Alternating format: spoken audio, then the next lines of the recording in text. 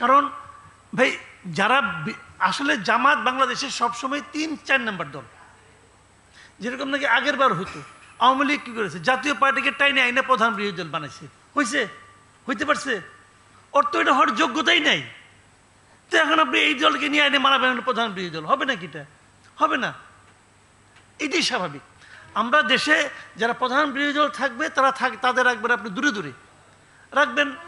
এই রাখাতে এই যে দল ক্ষমতায় যাবে তাদেরও লাভ হবে না, দেশেরও কোনো লাভ হবে না, এবং গণতান্ত্রিক যে পদ্ধতি আমরা গণতন্ত্র বলে যা বুঝি সেটার কোনো লাভ হবে না।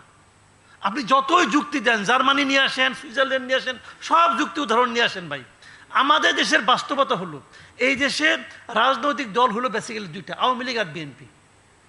শেখ হাসিনা খারাপ ছিল, আপনি আমাকে বলেন আওয়ামী লীগের খারাপ দল, আপনি নির্বাহী আদেশে তাকে নিষিদ্ধ করছেন, নির্বাহী আদেশের আদেশ আপনি দিতেই পারেন, নির্বাহী আদেশটা কে সই করছে?